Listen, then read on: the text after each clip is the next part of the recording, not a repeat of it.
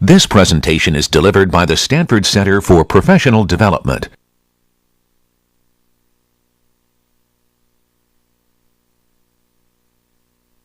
So welcome to CS 106A. If you don't think you should be in CS 106A, you think you should be somewhere different, now is probably a good time to go. Not that I would discourage anyone from taking this class. I think we'll have a lovely time in here. But this class is CS 106A, so if you, or E70A. So if you're like, wait, I thought I was an E70A, you're fine. They're the same class. It's the same thing. No worries. Okay. There's 4 handouts. They're in the back. If you haven't already gotten the handouts because you came in, you sat down, don't worry. You can pick them up on the way out. They're the same handouts. They'll still be there. So just a quick introduction. That's what the first 4 handouts actually give you. They give you a little bit of an introduction to the class, what we're going to cover, some of the logistics for the class, and some other stuff. I'm going to go over all that today so we can sort of get a good idea for where we're at. Okay? So just a quick show of hands before we get into a bunch of things in the class. This is kind of an intro programming course. Well, it is. I shouldn't say it's kind of an intro programming course. It is an intro programming course. And it's always good to get an idea as to how much familiarity you may have beforehand. Okay? So just quick show of hands. How many people can recognize a computer that's on? Good, good. That's the prerequisite for this class. So if you're worried about how much previous experience you've had, or your friend who worked their way through high school by programming for Google or whatever, don't worry about it. Because all you need to know in here is basically either how to turn a computer on or to recognize a computer that's on if you were to walk up to it and it were to already be on. Alright? So, but a little bit more seriously, how many people have actually used a computer for anything? Alright, I would expect most of you. So now we begin to bump it up a notch. How many people have used it for word processing?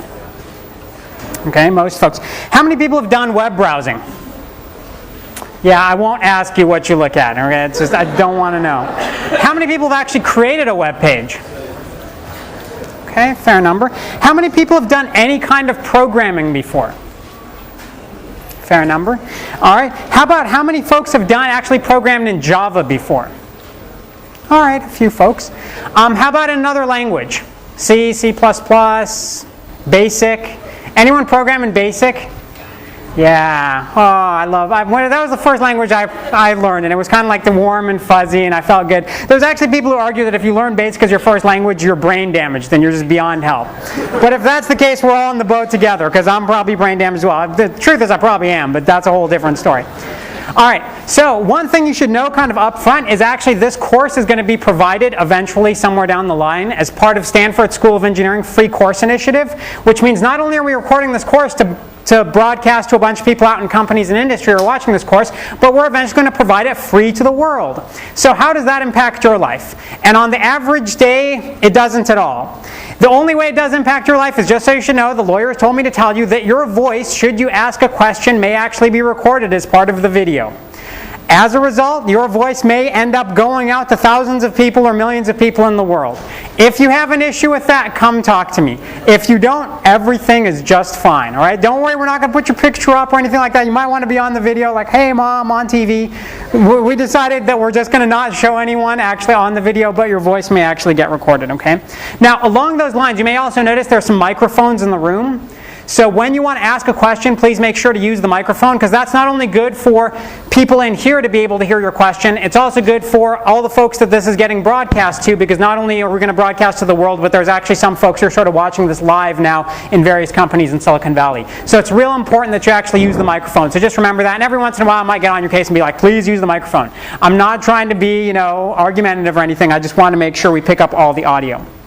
Alright, so with that said, a little bit of an introduction. That's kind of a way of background. I didn't give you any sort of introduction, so just to introduce myself, my name is Mehran Sahami. I'm the professor for the class. Don't call me Professor Sahami, way too formal. Don't call me Mr. Sahami, I think of my dad. And don't call me Mrs. Sahami, or we're going to have issues, alright? So just call me Mehran, we'll get along, it's just fine, alright? It keeps things a little bit more informal, but that way it's a little bit easier to discuss stuff as you go along. There's also head TA for the class, Ben Newman, who's standing up there. Get to know Ben.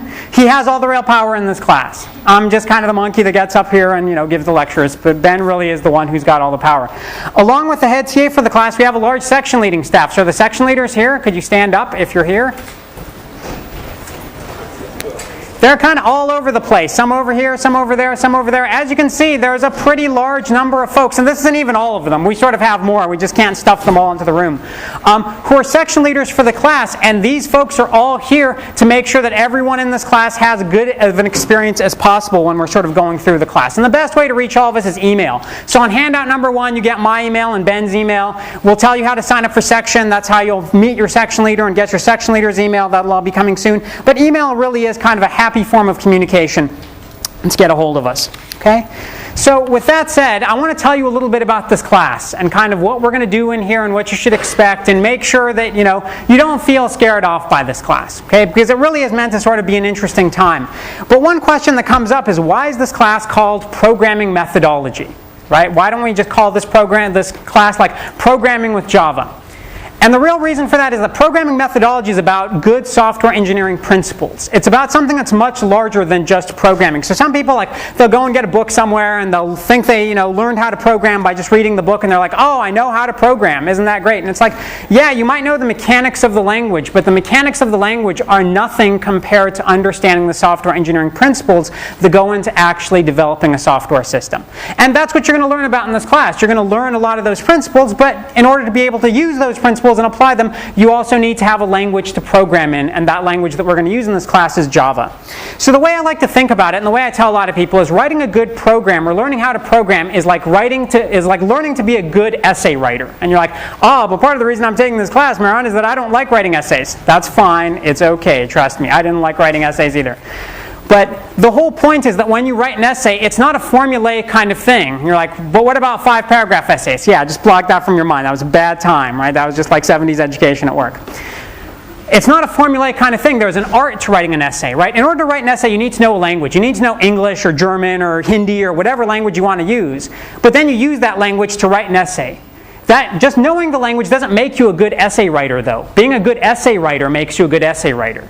So that's the same difference in programming and software engineering. Knowing a language, in order to be a good programmer, like a good essayist, you need to know a language to write your programs in, whether that be Java or C or C++ or whatever. Here we're going to use Java.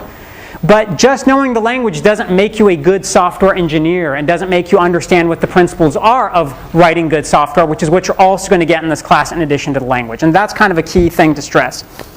So if you're sort of worried, if you're kind of looking around, you saw a bunch of people raising their hands when I asked, do you have any previous programming experience? And some folks raised their hands, and you got a little worried, and you're like, oh, am I going to be, in some sense at a disadvantage because I haven't done any programming before? The answer, plain and simple, is no. Okay? You're going to learn everything you need to learn from the first principles. As a matter of fact, in some cases, you might be in slightly better shape. That's not necessarily to say that that's the way it will be, but how many people are Star Wars fans? Just wondering. Anyone? I'm talking about the old school original 3 movies. Those were so good. We're not, no Jar Jar Binks here. All right. So if you remember, in sort of, I'm a big Star Wars fan. That's just a whole separate point. But in the second movie, Yoda actually says something which I thought was quite profound, which is he says, sometimes you have to unlearn what you have learned. And one of the things we actually find is that some people who are self-taught programmers, some of them are just fine and some of them are very good. But some of them have picked up some really bad habits along the way, and it's like being a bad essay writer. And to go from being a bad essay writer to a good essay writer in some cases can actually be harder than from not being an essay writer to being a good essay writer, because you have to unlearn the bad habits. So if you're worried about, oh, I've had no previous experience, don't worry, you're okay, blank slate, you're just fine. And now if you're thinking, oh, I have some previous experience, do I have bad habits? Don't worry, you'll be fine too. Okay, so it's all going to work out. So the next question that kind of comes up, hopefully that helps put some of your fears aside. Another one of the things is that we really strive to make everyone successful in this class. Okay, at some other schools, people want to do computer science, or they want to do an engineering major or whatever, and you come into the first day of class and they say, oh, only 1/3 of you are actually going to make it through this program, and you look to the person to your left and look to the person to your right, and only one of you will make it through, and you're like, oh man, that's real nice. It's not like that here. As a matter of fact, we want all of you to be extremely successful in this class, which is why we have a huge course staff, which is why over years and years we've refined how we do a lot of the teaching in this class to make sure you have the best possible experience and to make sure that everyone gets through. And the important thing about that is that you're not competing against anyone except yourself in this class. It's not like we're going to have a curve and we're going to say, oh, we have a certain number of F's and a certain number of D's and a certain number of C's. All we really have going into it is an expectation that when you get out of here, there's a set of stuff we want you to know.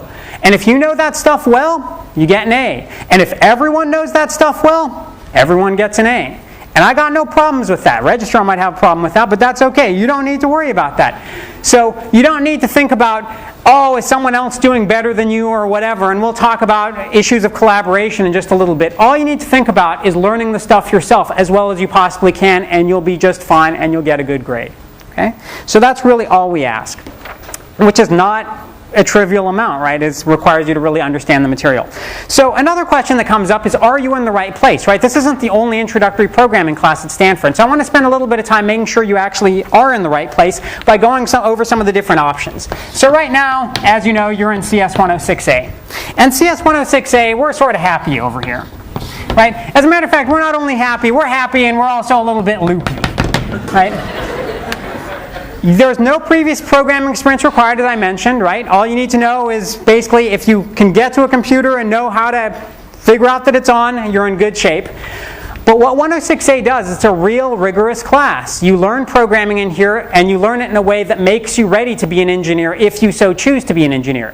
That's not to say you're all going to be engineers. I would love for all of you to be computer science majors, but statistics in the past show only about 6% of you will be computer science majors. That's not because we turn anyone off to computer science. It's because we make programming accessible to so many people that you don't have to be a computer science or EE or even an engineering major to do extremely well in the class. And we actually have sort of a significant percentage of the entire campus undergraduate student body at Stanford actually goes through this class and does well. Okay? So don't worry if you're like, oh, but I'm not really a CS person. Okay? I hope we'll turn you into one by the end of the class. No, it's okay. But you'll be prepared if that's what you want to do. So this leads into a whole engineering sequence that can go on to, other engineering majors or the computer science majors. If you're like, I'm not sure that's really what I want to do. As a matter of fact, I'm so sure that's not what I want to do.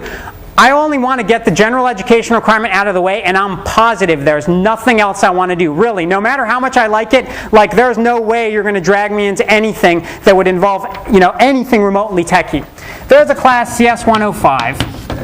And this is happy. Yeah, this is kind of, oh, we're happy, in our little happy world. I don't want to say it's holding hands and singing Kumbaya, because that's not what it is. It's a real class.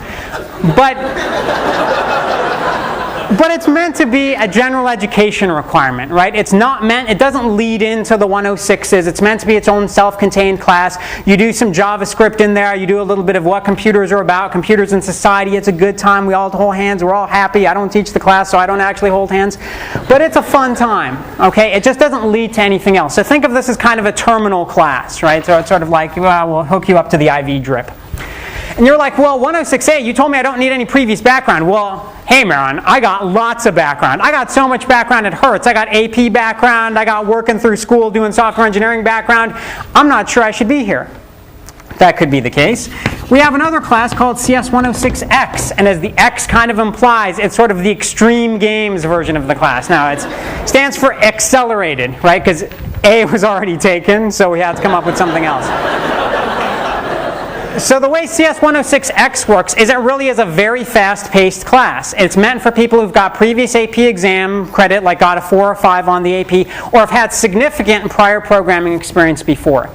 If you're not sure which one of these classes is for you, you can come talk to me afterwards, or I'd also encourage you could go to pick up the syllabus for CS 106X and compare it to CS 106A. This class is all in C++. And if you're thinking, hey, Maron, I'm doing 106A, I want to learn Java and C++, don't worry. You'll eventually, if you so choose, take a class called CS 106B, which is where this class sort of leads to, which is C++ and all the other stuff you would have learned in this accelerated class. Okay, so you still certainly have that course path. So don't let anyone make you think, I know a lot of times, especially for Stanford students, you come in here and you're like, well, every class I took in high school was like an honors or an AP class. Or if it wasn't an honors and an AP class, I had to tie half my brain behind my head because I'm just that hardcore. And so everyone just wants to do the most hardcore thing they can, right? And what I'm here to tell you is that you shouldn't necessarily think about it that way. You should think about it as where you feel most comfortable. Some number of years ago, let's just say greater than 10, maybe 15, I was sitting where you're sitting right now, literally. I was in CS 106A in Terman Auditorium as a freshman. Okay? It was perfectly fine. It worked out. I went to grad school, did the faculty thing. It's just fine. It will open your doors to CS. You're not at any kind of disadvantage by starting here. So I know where you've been, literally. That seat right there is where I was most of the time. So just something to keep in mind in terms of the different options that are actually available to you. Now with that said, let's just assume for the rest of this lecture that this is the right place for you, and if it's not, well, afterwards we can kind of talk about it, or if you really are convinced now that it's not the right place, you can feel free and try to scramble over 20 of your classmates and actually leave the room, which is probably impossible. All right. So a few other things you should know, some mechanics. So handout number 1, should you want to follow along at home, is the class web page. And so all the stuff that we think of as course materials, including online copies of the handouts, things that you'll need to do for the assignments, announcements related to the class, are all on the class webpage, which is www.stanford.edu/class/CS106A. And because that's just kind of a whole bunch to remember, we make your life easy, and so there's an equivalent form of the URL, which is just cs106a.stanford.edu, which is the easy thing to remember. You put that in, it'll take you to the class webpage. Okay, and you should check that regularly because all the announcements and handouts, we'll give out hard copies of all the handouts in class, but should you happen to miss class for whatever reason, you want to go print whatever copies of the handouts were actually given out, you can find them all on the webpage. Okay? Now there's this funky thing about units. So you may have noticed that this class is for 3 to 5 units, and that kind of brings up the natural question, should I take it for 3 or 5 units? If you're an undergrad, you take it for 5 units, end of story. That's life in the city. Congratulations, 5 units. If you're a graduate student, you can have the option of taking it for 3 units if you want, if you're going to run into some unit cap. It doesn't change the amount of work you have to do. Welcome to graduate school. Same work, fewer units. So that's just the way life is. If you have a unit cap and you're a grad student, 3 units, you can take it if you want. You can take it for 5 if you want as well. If you're an undergrad, you take it for 5. All right? So why is it 5 units? And you might think, hey, this class only meets 3 times a week. How come it's 5 units? Well, it actually has a 4th meeting every week, which is your section, and that's something you should sign up for. So how you actually sign up for your section is sections are at a bunch of different times.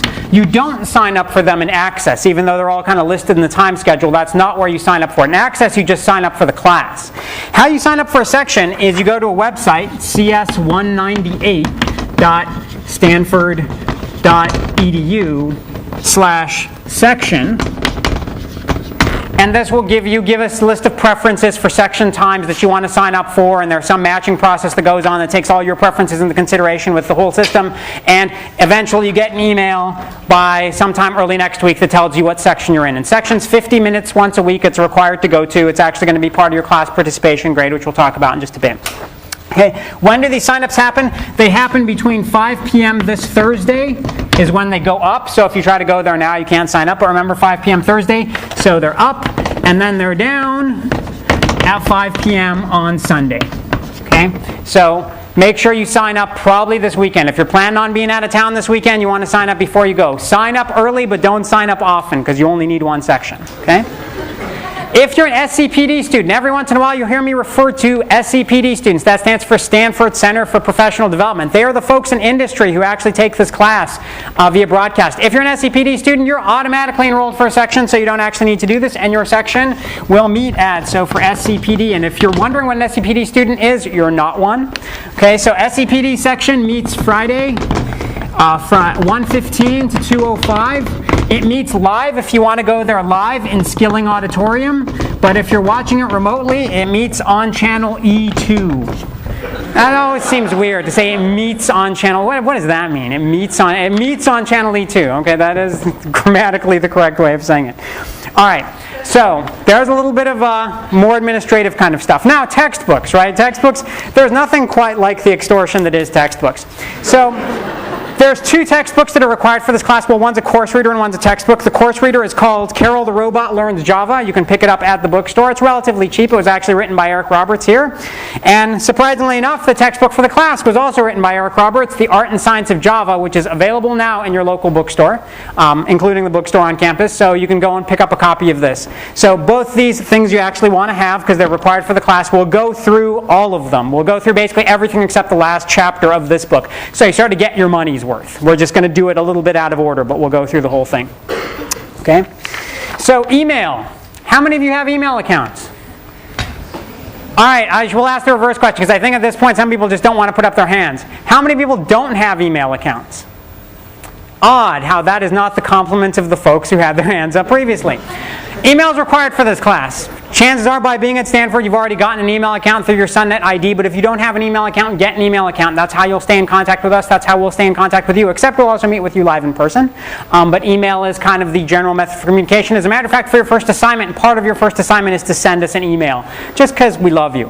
And we don't get enough email as it is. So you need to have an email account to be able to do that. So if you have not already, you can kind of get ahead of the game and go set up your email account. Now, don't worry, you'll get the first assignment next time, so you still get like 2 days of breathing space before your assignment goes out. Okay? There's also going to be lots of handouts in the class. They'll be either given out in class, well, they will be given out in class, but we'll also post them online in case you missed them. And how much real work do you do in this class? This is always kind of an interesting question. So let's talk a little bit about assignments and a little bit of other logistical things. So assignments, we'll just call them the dreaded assigns. There are 7 programming assignments. And if you look at the syllabus handout number 2, it tells you when all of them are due, all the way through by day, so you can plan out your whole quarter. It's just that much fun. Okay? And these 7 programming assignments are weighted slightly more toward the last assignments, because the assignments will tend to get more complicated. That doesn't necessarily mean there'll be more programming, it just means conceptually they'll become more complicated, so we tend to weigh them more toward the end of the class, so the later assignments count more than the early assignments. How you're going to be actually doing your programming is using a little tool called Eclipse. And Eclipse, thankfully, is free, so you don't have to pay for it. As a matter of fact, you can download it from the CS106A website, and if you're wondering how you do that, don't worry, we'll give you a handout next class that explains to you the whole grueling process of downloading and installing Eclipse, and you can use this either on the Mac or the PC. So if you have your own computer, you can certainly work on this yourself. You just download it to your own machine. We'll explain the whole process in a handout.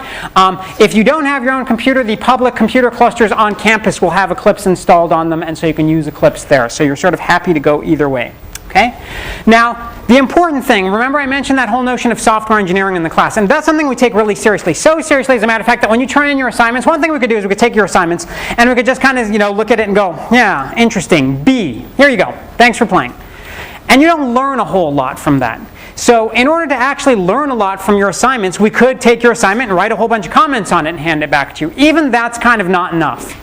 What really is a little bit more that makes it more fun is every week after you turn in your assignments and your section leader looks it over and grades it, you'll actually meet with your section leader for about 10 to 15 minutes every week, or every time an assignment is due, to actually go over in something referred to as interactive grading. And it's a chance to sit there and talk with an actual human being about what's good in your assignment, what are some of the things you need to work on, what are some of the software engineering principles you need to develop. And that way you can really sort of get more detailed information and be able to ask questions to develop yourself as a programmer, as well as get help if you need help. Okay? And that's in addition to going to section, going to class, and all that stuff. So it's another 15 minutes a week. You'll actually schedule that time with your section leader on a regular basis when you're going to have interactive grading, or just affectionately referred to as IGs, because at Stanford, everything's just shortened. We just can't say psychology. We have to say psych. So it's IG. Just remember that. All right? And then how are these things graded? So the other thing we could do is, I told you we could just write B and hand it back to you. But we found that that's not really great, because people get all wrapped around the axle about the grade. And so for a while we did numbers, and we're like, why don't we give a number between 1 and 20? And so what happens there? People get all wrapped around the axle about numbers. So then we thought, what was a happier time when we were in school? I remember when we were in school, and we used to get back assignments and they had smiley faces on them. Well, we can't do that, because then, it doesn't appear to be a rigorous Stanford class. So instead of the smiley face, we come up with something else, which looks surprisingly like this. It's kind of involved to actually draw, so I need to erase a board to do it. Check. That's kind of the beginning of our grading scale. Okay? And the way our grading scale works is we start off with a check in the middle, which is this is a pretty solid program. It meets all the requirements for the program. Maybe it's got a little problem here or there, but it's a check. Then we have sort of 2 grades on the 2 sides of it, check plus and check minus. Check plus is solid. You did a great job, you got everything right, things look good, nice style in your program, nice software engineering, and the program works flawlessly, good job. This is total A. Check is kind of yeah, you're sort of there. It's kind of A minus, B plus, maybe on some occasions B. Okay, but it's kind of it's pretty good work. You're in pretty good shape here. And so a lot of grades in this class ends up being check pluses and checks, and if that's the case, you're perfectly fine grade-wise. Check minus, as you can imagine. This is kind of, thinking about B minus. There's some slightly more, significant problems with your program. But that's not where it ends, right? Because we want to be able to even shoot for, in some sense, bigger gustos. There's a plus and a minus. So plus is like, oh, nice job, It's kind of the hearty pat on the back. If you get pluses all the way through on all your assignments, you're in a pretty good candidate to get an A+. And minus, like, just take good over here and replace it with bad. It's kind of like, oh, bad times, right? It's, or maybe, But even there's like more significant problems with this program, or just the style on the program is just really bad. But even there we don't stop. You're like, come on, man. Like, I thought the whole reason was to simplify this. Don't worry. It gets even better because we have a plus plus and a minus minus. And at this point we've run out of board space, so we can't go any further. But a plus plus is just outrageous, right? It's the kind of thing, so this is the kind of thing your section leader can't actually give you without coming and talking to Ben and I first. Because they get a program that just it has to actually exceed the requirements for the assignments by a long shot. Like, you'll get all your assignment requirements, and what we encourage you to do is you can do a great assignment and get everything right and have good style, and you'll be in this category, and for the later assignments you may be in this category if it's flawless. But we'll actually, if you want to go for the plus plus, go beyond the assignment requirements. And the way we think about the plus plus, it's a program that makes you weep in a good way. It's just like your section leader sees it and they're just like, this is so good, I've got to show someone else. And they come and show Ben and I, and we're like sitting there looking at this on a monitor, and like tears are just welling in our eyes. And there's like soft violin music playing in the background, and we get out the wine and cheese. So this is just like, this is the kind of thing that gets you like remembered, and if you want a letter of recommendation, just ask because you got a plus plus. Like, it's awesome, right? There are very few of these in a quarter, so just by sort of way of comparison, in a class this size, probably throughout the span of the whole quarter, I'd expect there to be 10 plus pluses. 10 assignment plus pluses, not 10 students who get plus pluses across the board. So it's really something to strive for, but if you strive for it, like, we're giving you the credit for it, and this gets remembered, and you get like extra credit and everything. So, we're left with this, right? This assignment also makes you weep. But not in the good way, right? It makes you kind of weep in the sense, like, I look at them and I'm like, oh man, like, what did I teach? Like, where did I go wrong, right? I like blame myself. I blame you a little bit, but I blame myself. And this is really just like, the program is just like, it's a shell. Like, there really wasn't much effort that was put into it. Yeah, you slap something together, it doesn't really work, that whole deal. And then if you don't turn anything in, we do kind of reserve the 0 to distinguish from the, made really bad effort versus didn't make any effort at all. And we just won't talk about these, right? Let's just hope we can avoid those if possible. But that's kind of how the grading scale works down. Now, at the same time, I trust all of you to be responsible people. And every once in a while, something bad happens to a good person, and there's an assignment that you'd like to be able to turn in, but for whatever reason you can't turn in on time. And I just want to treat you like adults. I don't want you to have to worry about coming in and asking for an extension, or like, oh, I had this really hard thing in another class and I couldn't do it at the same time. Up front, everyone gets 2 free extensions. Okay? So in terms of late days, we refer to these as late days, strangely enough. You get 2 free ones. What a late day is a class day. They're not 24-hour days, but class days. So if something is due on a Wednesday, you turn it in on a Friday, that's a late day. That's 1. You turn it on the following Monday, that's 2 late days. You can split up your 2 late days among 2 different assignments. You can use them both on one assignment, but we encourage you to not use them at all, because if you use your late days, you fall behind in the class. The way you should think about these things are these are pre-approved extensions. They're not the kind of thing where you just think, oh yeah, I'm not going to do the assignment because I want to go and play frisbee golf, right? Think of it, you wouldn't come ask me for an extension, you might, but you probably wouldn't ask me for an extension if you're like, hey Maron, can I turn in the assignment like on Wednesday because I'm playing frisbee golf this afternoon, right? If you would feel embarrassed asking that question, you probably don't want to use one of your free late days. But something happens like, oh, it's a tough week, you got midterms in other classes and you got the assignment due or whatever, that's a good time to use it. So we just trust you. And most people, we actually encourage you not to use them because it just makes you fall behind in the class. because we trust you and we give you these 2 up front, getting extensions beyond your 2 free class days is virtually impossible, because we sort of up front said, hey, it's your responsibility, we're giving it to you freebies. We're not going to give you a 3rd extension. Imagine if you had to come ask us for 3 extensions. By the 3rd one, we'd be like, okay, what's going on? Which is why we don't necessarily give extensions beyond these 2. The only time we might give an extension beyond the 2 free ones is for something major, like death in the family, or like serious medical problem that might require surgery or something like that. Every once in a while, unfortunately, that happens. I hope it doesn't happen in this class, but those are the only kinds of things that we give extensions to beyond the 2 free late days. Importantly, don't ask your section leader for extensions. They cannot grant you extensions. Only Ben, who has all the power in this class, can give extensions, which is why you should get to know Ben, and then hopefully you won't need to talk to him about extensions. Okay? So, other thing to keep in mind is that 3 days late is the max.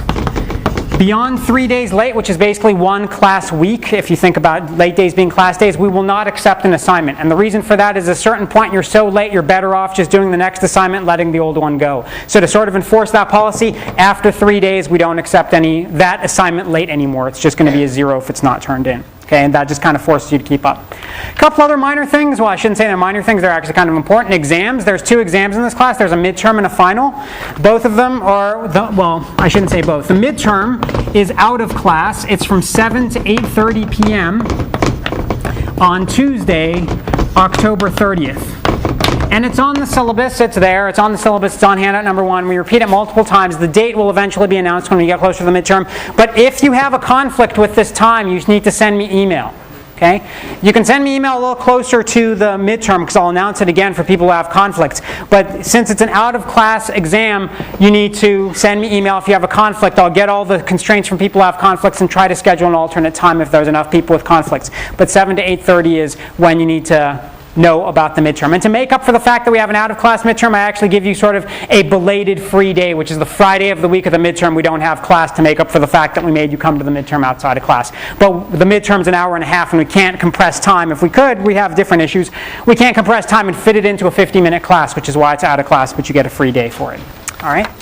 Last but not least, a few things about grading. Grading, one of those things, as you might be able to tell from this little board over here, is something if I didn't have to do, I wouldn't do it. Because honestly, as corny as this sounds, I just believe in the love of learning. Like, I think if you're passionate about something, you just go do it and you learn it. But I'm naive, and so that's not the way learning always works. So sometimes we actually need grading to make sure that learning takes place. And so this is how your grade breaks down. 45% of your grade is on the programming assignments. Okay?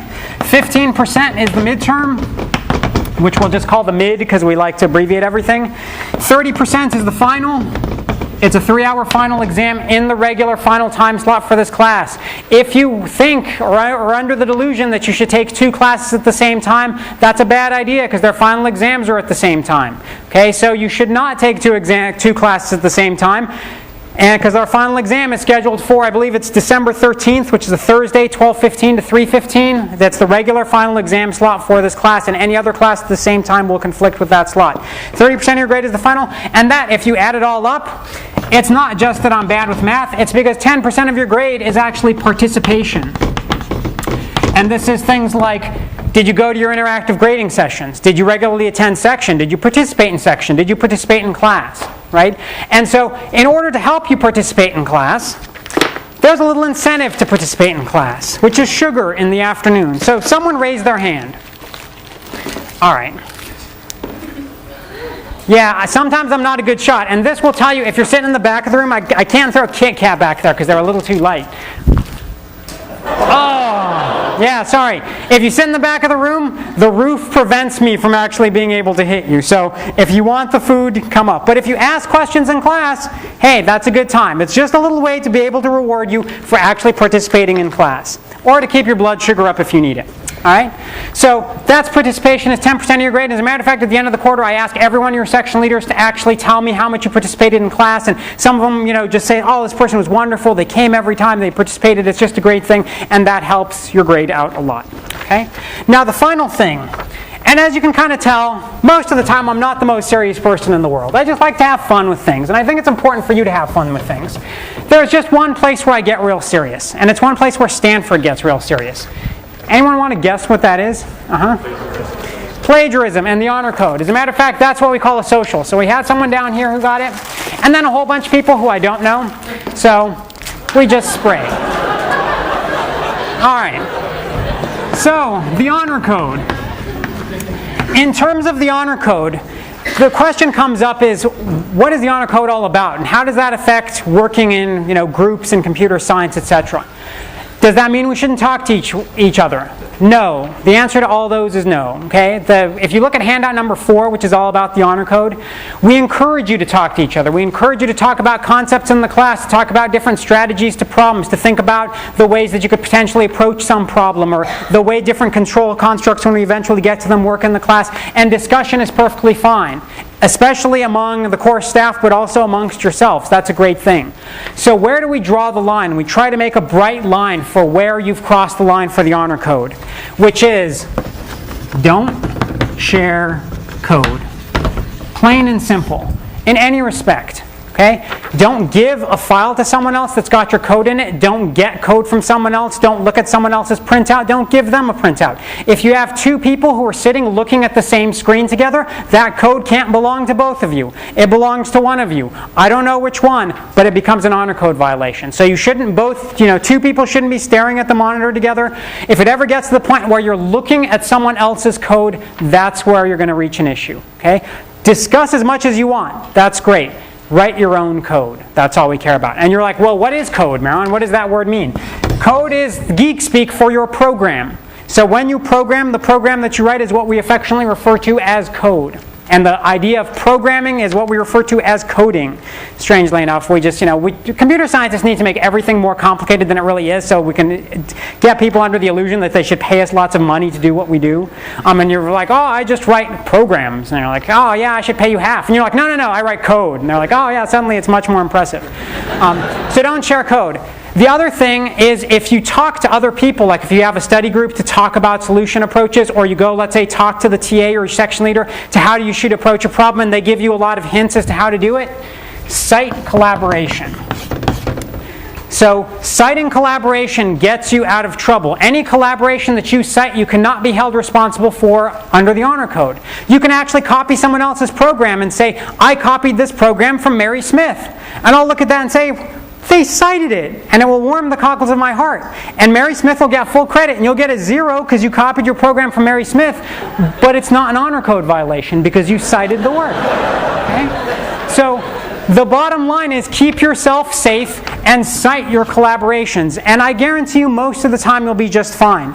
Now you might wonder, why do I make such a big deal about this? And the reason I make a big deal about this is, for a while, thankfully it's not true anymore, but for a while the computer science department actually had more honor code violations than the rest of the university combined. Take everything else in the university, put them all together, they were like over here, and we're computer science. Which is not a fun distinction to have, let me tell you. And you might wonder, why is that? Is it because computer science people are just mischievous and dishonest? No. It's because it's easier to catch honor code violations in computer science. We have a whole bunch of tools that we take all your programs and we run them through this tool, and it compares them not only to everyone else in here, but to everyone from the last X years, where X is a large number of people who've ever gone through the classes. Right? And it's an extremely good tool from finding where honor code violations happen from where they don't, and it doesn't find spurious violations. To be honest, I've never lost an honor code case. When I find an honor code case, it is blatant. And you take it to judicial affairs and they look at it and they're like, yeah, this is blatant. And I take it to the student, and every student I've ever confronted them with never said, oh, no, I didn't cheat. They said, you caught me. Okay? So it's blatant. It's not like, oh, there's some little line and, oh, am I going to need to worry about an honor code violation?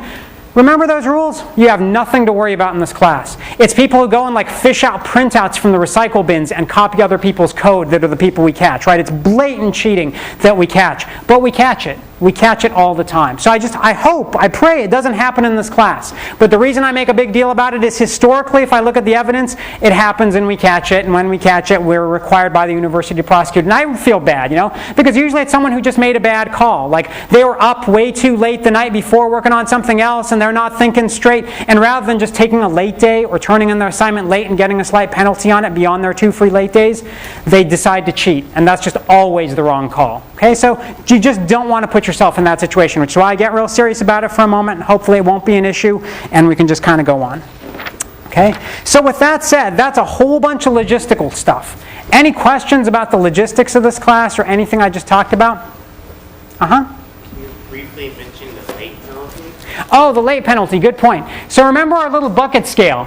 If you go beyond your 2 free late days, every day you turn an assignment late beyond those, it drops down 1 bucket. So let's say you already used your 2 free late days on assignment number 1, and on assignment number 2 you turn in something 1 day late, and you would have gotten a check normally, it becomes a check minus.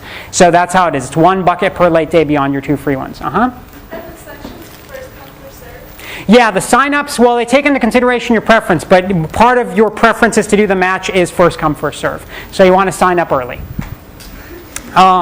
Thanks for your honesty. As a matter of fact, I dig honesty. All right? Any other questions? It's just honesty's cool. Uh-huh. Good question. How much time should you plan? And this is something that I say for classes in general at Stanford, which is not always true, which is take the number of units that a class is, multiply it by 3. That's how many hours you'll spend per week in that class, total, on average. So what that means is in 106A, 5-unit class, you multiply by 3, you get 15. 5 of those hours are roughly spent between class, section, interactive grading, other stuff. That means on average about 10 hours a week will be spent on your assignments in this class.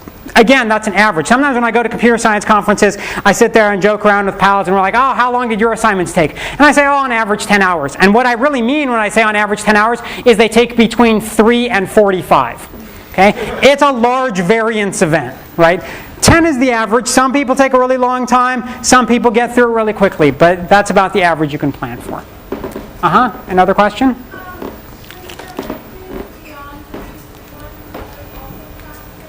Yeah, all late days are class days. So the free ones, the halfway mark's really my reach. That's about it. All right, so I do want to give you your very beginning of an introduction to programming before we sort of break for the day. How are we doing on time? And so in order to kind of see this, there's a few things that we want to keep in mind. Actually, let me show you a little picture. Okay? Sometimes when we talk about writing programs, we talk about debugging programs, right? How many people have ever heard the term debugging or bugs in programs? A bug in a program is an error in a program. So sometimes when you hear us say, oh, come see like your section leader to help debug, or see the helpers and layer, that's another thing in the Treseder computer cluster is the layer. It's a computer cluster that we have helpers there to help you get through this class, Sunday through Thursday every week from around 2 in the afternoon till midnight every day. Okay, to help you get through the class. So that's a good place if you can work in your dorm room certainly, but if you also want help, go to the Treseder computer cluster and there will be helpers there. There's a little queue you sign up for to get help, and that's a great place, and it's all explained in handout number 1, but that's just something to keep in mind. Where the term debugging comes from, it turns out this is an apocryphal story, but I'll tell you anyway. Back in the days of yore, in 1945 actually, there was a computer called the Mark II at Harvard, and there was a woman named Grace Murray Hopper. Anyone ever heard of Grace Murray Hopper? A few folks. She was actually the first woman who was an admiral in the Navy. And she was also one of the very early pioneers of computer programming. She did a lot of computer programming when she was actually a captain, and she was stationed at Harvard as part of some sort of Navy thing. I don't know why, but that's what happens. And they had this huge computer there, and they were noticing the computer was on the fritz, and they couldn't understand what was wrong. And this is one of those big old machines in the days of yore that has vacuum tubes and stuff inside it. So they walked inside the computer, right? Because then you could actually open it up and walk inside your computer. And they saw this. And I don't know if you can see that, but that's a moth. It was a moth that had sort of given its life to be immortalized because it had actually shorted out across 2 relays in the computer and was causing these sort of errors to happen on the fritz. And so they took the bug out, and once they actually plucked this little charred bug out of there, the computer started working fine again, and she taped it in her logbook.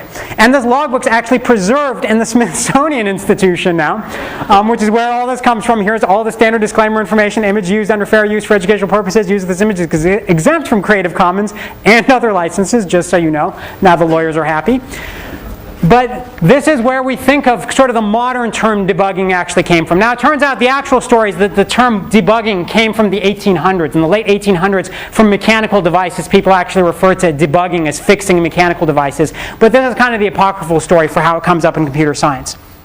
Now, with that said, what is the platform in which you're going to sort of do your first debugging or your first work on? We talked about Java, but in fact in this class we're not going to start with Java. We're going to start with something even sort of simpler than Java. Because as I mentioned, sometimes what happens in computer science is people learn all the features of some language, and they think just knowing the language makes them a good software engineer. And they get so worried about all the features of the language that they don't kind of think about the big picture. And so there was a guy named Rich Pattis who oddly enough was actually a grad student at the time at Stanford.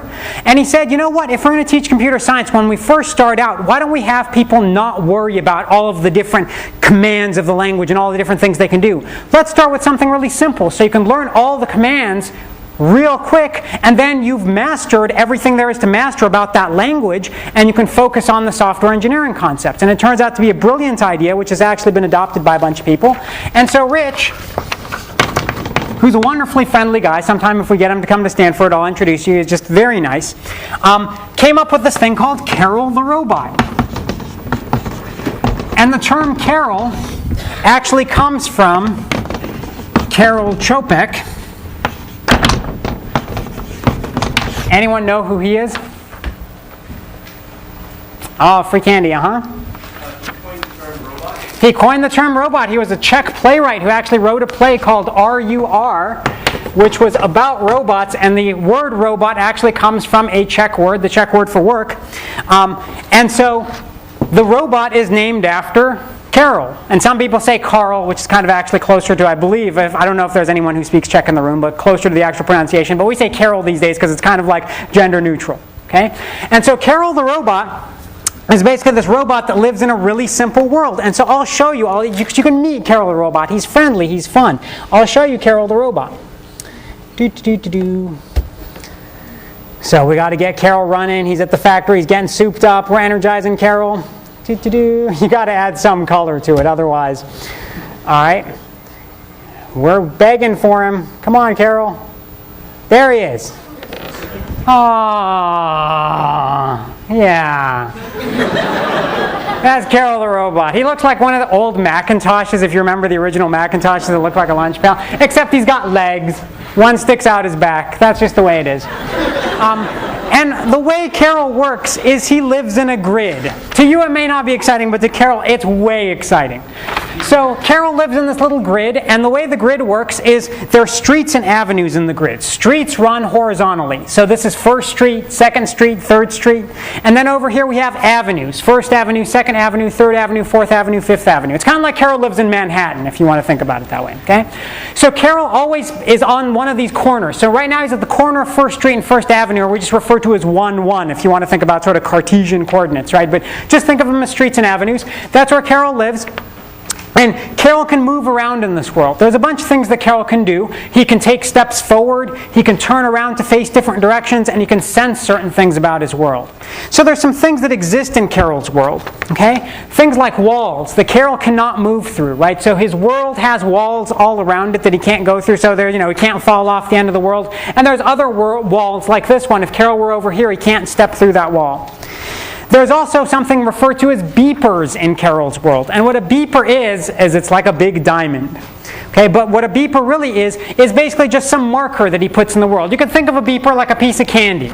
And Carol just goes around like putting pieces of candy in the world. And as a matter of fact, not only does he put pieces of candy in the world, he carries around a whole bag of candy. So he has a beeper bag with him, and sometimes that bag has a whole bunch of beepers in it. Sometimes it only has one beeper. Sometimes it's sad Carol, and he has no beepers. But he's still got the bag. There just don't happen to be any beepers in it, so he can potentially, if he comes across a beeper in his world, he can pick it up and put it in his bag. Or he can take, if he's got beepers in his bag, he can take them out of his bag and put them places in the world. And corners in the world can have either 0, if they have no beepers, they just appear like a little dot, or 1 or more beepers on them that Carol can potentially pick up. Okay? So any questions about beepers or Carol having a little bag of beepers? And that's it. That's Carol. That's his world. His world, we can make it larger if we want. We can put in walls in different places. We can put beepers in different places. We can have Carol be in a different place. But starting next time, what you're going to realize is with this extremely simple world, there's actually some complicated things you can do. And after about a week, so this first week we're going to focus on Carol, you'll notice that Carol is actually a very nice, gentle introduction into Java. And a lot of the concepts that we learn, sort of software engineering concepts, using Carol will translate over to the Java world. Okay? So any questions about Carol or any of the other logistics that you've actually heard about in the class? Alrighty, then welcome to 106A. I'll see you on Wednesday.